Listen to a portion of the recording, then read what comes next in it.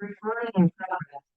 Hi, everyone. I'm Bonnie Vandenberg. I'm the owner of Ask Ms. Bonnie, a positive discipline parenting site, virtual, offering consultations and every kind of education that parents and educators would want. I'm certified by Dr. Jane Nelson, and I'll be working tonight out of our iconic positive discipline for preschoolers and A to Z and every age. So tonight I'm going to do something a little different with my PowerPoint. Going to be doing what I call peaceful parenting hacks. I'm going to be pulling it from actual different resources. One of my favorite talks that I do when I'm facilitating parent conversations is, where do you get your research? Like, what is meaningful for you? What are your favorite sites, whether it's Dr. Becky Bailey or Feeding Littles or Speech Sisters? There's so many great ones out there. And so I thought I would immerse you with them so that we can kind of put them up and find out, do they meet what we call the positive discipline criteria, both short range and long range? They instill a sense of belonging and significance for children. They help children to feel better, so they will do better, understanding that all mistakes are communication. And they're kind and firm at the same time. So with that, I'm going to start the PowerPoint. And those of you who are here, please let me know if you cannot see or hear something, and I will start again. Thank you for being here.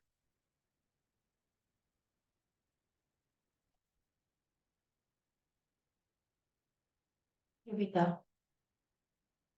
Okay, parenting the positive discipline way. I am Bonnie Vandenberg. I donate my time to the Acorn newspaper as a parenting column called Ask Miss Bonnie, and I do work with positive discipline. And I'm a business owner, and I'm in the Conejo Valley. You can find me on Patreon, and you can find me through Gmail. So positive discipline, what does it include? What doesn't it include? It does include helping children to find a sense of belonging and significance, but there are so many different tools and techniques, and our criteria for knowing whether it's positive discipline is that it never includes any shame or blame or pain. And for example, with timeout and other techniques, somebody this week actually with a consultation said that their son was not buying the rewards about the potty training. And I said, well, he's already figured out that he's being punished through rewards. So it is really important to remember that there are so many great tools out there, but when they include something like shame or blame or pain, that it can work to our disadvantage with our children as well and disconnect them from having that sense of internal motivation. So we're going to start with some of the things that I think are just so wonderful about brain science, about what instills the excitement with children. The single biggest predictor of high academic achievement is reading to children. I can't say enough about that. Not flashcards, not workbooks, not fancy preschools, not blinking toys or computers, but mom and dad taking the time every day or night or both to sit and read them wonderful books. If you do nothing else with your children, it will help you on so many different levels. So please remember that. Play is enough. Play is enough. Play is enough. This is the wonderful Janet Lansbury, janetlansbury.com, who is an icon when it comes to advocating for toddlers and preschoolers. This should be our educational mantra for the first 5 years. We rush children, we push children, and children naturally learn through play. So whenever you're watching your children just play with water, just laugh and pick up a bug, remember, this is their work. Play is enough. I love this one. So this comes from the Gesell Institute of Human Development, Child Development. And I'm always asked, what is going on with my child? She used to, and now she or he just grew out of it, and I don't understand why. And so remembering that children do go through what we call the development of equilibrium and disequilibrium. And in that child development, it often happens around the half year and the full year. I say all the time that most of the girls and boys whose parents come to me are between the ages of 3.5 and 4.5. And why is that? Because they're going through so many different changes that they lock into control, they feel out of control, they're pushing hard against boundaries, and it's because they really don't feel safe. You did not do that. That's it, what's going on inside them. So learning the tools that really help can help you to just kind of let go of, you didn't do something wrong. This is really child development, and it's just a phase. It's a refreshing look at child development. Neurochild, if you haven't connected with Neurochild yet, do that. I love their memes. There will be days or even times during the day when your child will want nothing to do with you or nothing to do with one parent or only be clung to the other. This isn't because the unwanted parent did something wrong. As much as it's difficult to take things personally, remember that toddlers and preschoolers can focus on only one relationship at a time. And this is from brain science. I find that to be so helpful and refreshing. And a big part of parenting is tolerating and sitting with a child when they're having big, overwhelming feelings. So a consultation I had last week, the mama texted me this week and said, I stayed in the ring and it cut the tantrum by 2/3. Oh my goodness, that just felt like such a win to her. If you didn't get this as a child, a big part of reparenting yourself is tolerating and sitting with yourself while you're having big, overwhelming feelings. So again, this comes directly from the information from Dr. Daniel Siegel, Parenting from the Inside Out. Because our children aren't being a problem. They're having a hard time. Very hard to remember. I personally find the hardest thing, you've heard me say this before, is not taking things personally. I'm going to stop share for a minute and show you one of the videos that I made, that I took off the internet that I thought would be really helpful for you. Here you go. See which one it's about. This one. Okay. For some reason, the sound didn't come on, so don't think it's you. But I want you to know this is the Speech Sisters. They are wonderful. And so I'm going to play it. Let's see if I can figure that out. I think it's this one. Look at what they do. What they're trying to do is help you to get a handle on what you can do to help your children have success. I'm going to start with the first one. It's back to school time, so we want to share 3 ways to help boost your child's social skills. 1, model it. Model those social skills during routines and play. Excuse me. 2, play it out. Have 2 little characters and let them say hello. No, I wanted that. Oh, you want to take a turn? 3, use books that contain various social things so that we can talk about sharing. We're going to stop it right there and stop the share.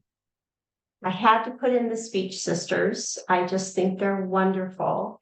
And connect to some of these sites. So I'm recording this so that you can now connect to these sites. It does not have to be social media. Most of these sites have a website as well. We're going to return to the PowerPoint. Here we go. Okay. This is called Surviving to Thriving. I love this because what she did is she took her own difficulties, like Janet Lansbury had her own struggles and difficulties when she was growing up. And when she became a parent, and this is the same thing that this woman did, she took that kind of recovery to parenting. So what she says here is I started connecting with them. I started validating their emotions. I started to really listen to them. I started asking them why they said certain things and allowed them to openly and honestly answer. And I took the time with them to help them with their problems that they were experiencing. I even took time to teach them how to properly communicate with me what's going on so they didn't feel a need to be rude. And this was her reaction to what happens when your child is super rude, has a horrible attitude, or says horrible things to you. And the site is called Surviving to Thriving. It's a wonderful, peaceful parenting hack. The Gottman Institute. It's not your job to stop a child from having tantrums. It's your job to not have one. I really had to laugh at this one. It would be so nice if we had like a little mirror on ourselves, wouldn't it? For like, what do we do when our children have tantrums, and why it's so important if we really want children to feel unconditional love and guidance, and modeling what they do when they don't feel well so that they can feel better and do better, how we can show them that. And that's really the line of thinking. Children do better when they feel better. So we get to model that for children. 5 ways to help that toddler and yourself calm down. Create a connection with, not what, with, why, physical touch and validating feelings. So you can do this in many ways. And sometimes if it's your teenager or your 10-year-old, or you're just feeling a real disconnect and they're giving you problems, you can do this with eye contact. The second one, name objects that you can see in the room to get them engaged. I love talking about, what I see and what I hear. The third one, turn on their favorite song and just do that refocus. We're not distracting disrespectfully. We're refocusing off of the negative behavior so that they can get a break, they can feel better, and in turn, we can return to the problem and learn to do better. The fourth one is moving forward, changing those environments. And children do get bored. They do have those feelings of, I just feeling dysregulated in this environment. Sometimes just taking a walk or making a change can really help them. And the fifth one they love is have them put their hand on their belly and take 3 deep breaths. Sometimes with our children, we really have to model this over and over and over again. I had a parent who asked me when she said, when I tell him take a breath, he gets really mad at me. I said, then don't tell him to take a breath. You take a breath. You say, when I don't feel good, the breath, I'm not feeling good. I'm going to take a breath.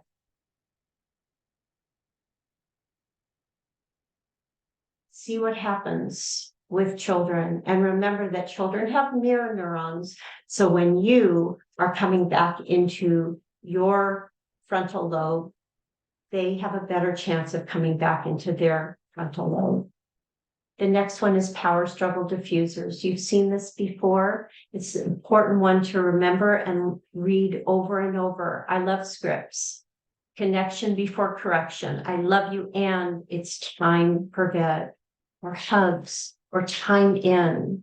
The second one, the second power struggle diffuser category is clear expectations and those routines and fewer transitions. When you do this, then that language of firmness or encouragement. I talked to a parent today who the child was really dysregulated in a preschool environment, and she did not have a good feeling about it. So she moved that environment to someplace else that she started on Monday. He's had no problem at all. And what it is they have very distinct routines and centers. And that 4.5 child really thrives with that. So we need to know our children, really need to know what will help them to succeed. And often clear expectations, routines, and fewer transitions will really help them. The third one is asking for help from your children. I love that as my favorite language of encouragement. You really helped when you told me instead of screaming.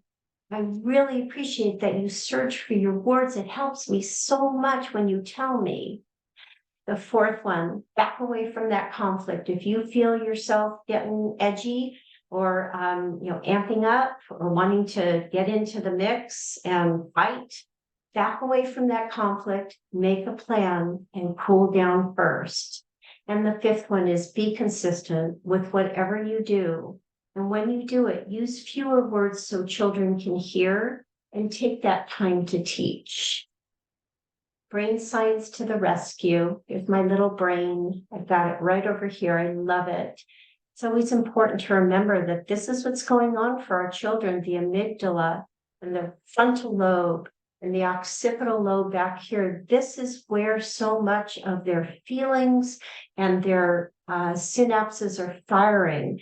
So very little for them gets to the frontal lobe if it's lodged in emotions down here.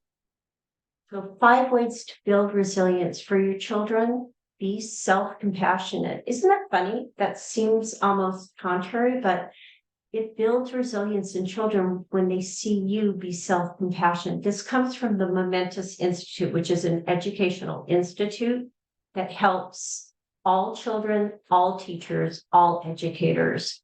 Be self-compassionate. Give yourself permission to say, wow, this is hard. This is scary. I'm really worried.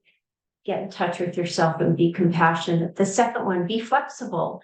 Allow yourself to relax previously held standards that don't make sense in the present. So you're in the mix with your kid and you're just locked in. Allow yourself to relax that without feeling that you're caving into your child. I get a lot of questions from you, and please just keep on asking about this, because being flexible is not caving. The third one, reframing frustrations. Reframe those frustrations so that you can see the positive aspects of situations. The fourth one, exercise. Build up your physical energy to allow yourself to apply emotional and mental energy to daily stressors, because we are organic beings and we all need to somehow take care of ourselves physically, especially when we are parents and stressed out about new schedules and not sleeping as well, etc. And the fifth one, which is sleep. High quality sleep will sustain the energy you'll need to be resilient every day. Thank you. That's Momentous Institute. I'm going to stop the share there so that I can grab another video that I made. And this one does have sound, so I hope that you will be able to hear it. So let's see where it would be. I think it's right here.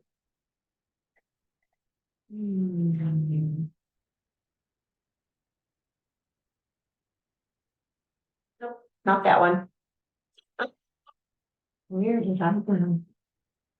Oh, okay, hold on, my friends. Let's get this one. Here we go. This is a really sweet one. Let's see if I can make it large.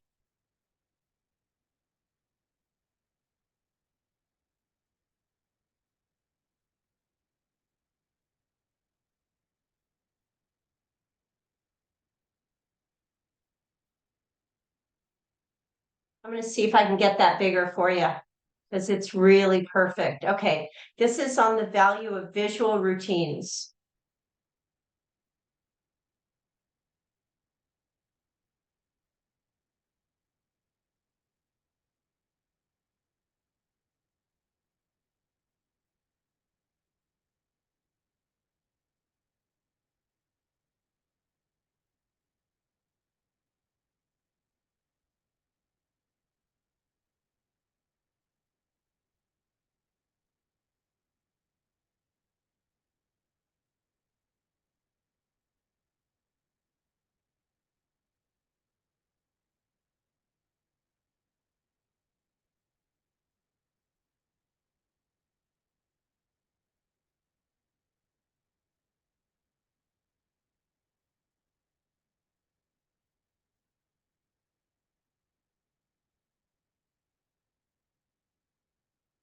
There is sound.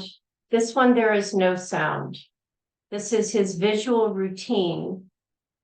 So mom and dad are helping him to remember what to do while he's brushing his teeth. So first he puts this on, then he puts that on. I'm going to stop the share there. Get that off right there. And that guy too. And come back to you. Okay. There was, and so what it is the value of visual routines. And this is on the conscious discipline. You can become a subscriber of Conscious Discipline, which is Dr. Becky Bailey. And there are so many great things on there for parents to remind you that there are so many easy ways to do this.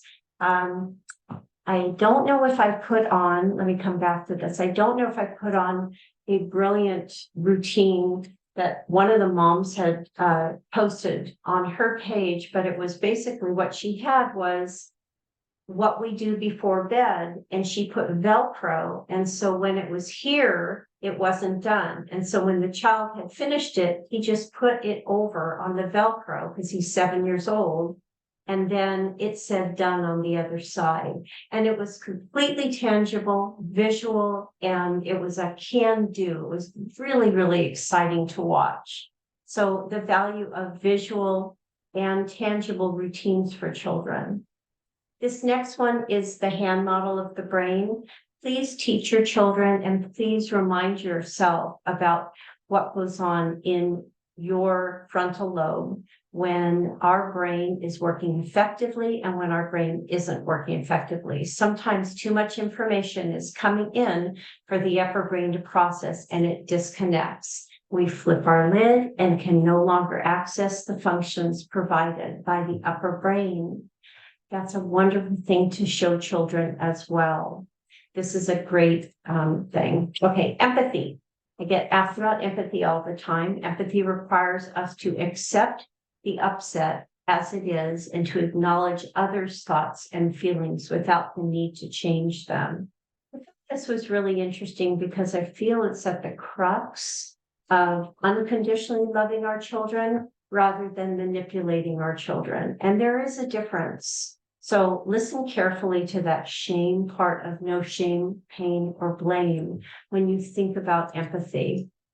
Your preschooler, this is Sproutable, which is positive discipline site, wonderful site. Your preschooler will never learn to make decisions, learn new skills, or trust his own abilities if you don't make room for him to practice.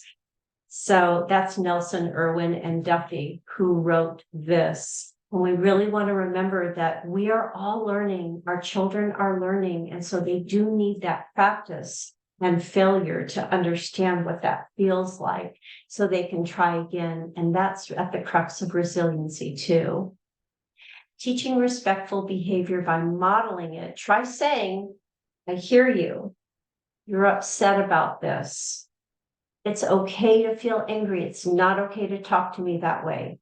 Let's take some time for both of us to calm down. One of the moms I talked to today told me that with her 4.5-year-old with big behavior and big screaming, that she tried to ignore and the behavior only got worse. And she tried to stop it and the behavior only got worse. When she started to say, I hear you, and stop there, while he was talking, she said that's where it gained traction. So remembering that it's important for children to know that you're hearing them, and that's what Surviving to Thriving was talking about too. We cannot change disrespectful behavior before we accept that they have something to tell us, and then they're much more teachable. Here we are with Neurochild again. Let's see, let me see if we can move this for a minute so I can read it. Reframing is when we take the automatic messages and responses, many of which are driven by our own childhoods, our own histories, and our emotions, and turn them on their head, choosing to consciously view our children through a positive or at least a neutral lens. Really like that one. I think we're getting close to the end. This was a really, really sweet meme that I saw. Every time I start to feel insecure about my body, and remember that when you self-talk, your children are listening. And when you self-think, your children are watching. Every time I start to feel insecure about my body, I remember that she does so much for me. I can't read it over here. She runs, she dances, she keeps me alive. She's got a nose that smells, a mouth that loves to sing. So just coming to the end, I hope that you've enjoyed some things to really build your peaceful parenting toolbox. For me, I heard so many things that resonate and validate positive discipline. Why discipline in teens and that commitment to really accepting children and hearing the communication and helping them to cool down so they will feel better and do better, and helping connect with them, why that is truly the encouragement that will help grow them, because our children need encouragement like a plant needs water. I'm going to stop the share now. And thank you so much for doing that with me. I will stop this recording. I will record and put it up on my site, on my Patreon site, and then we will have our Q&A. So thank you so much for doing this.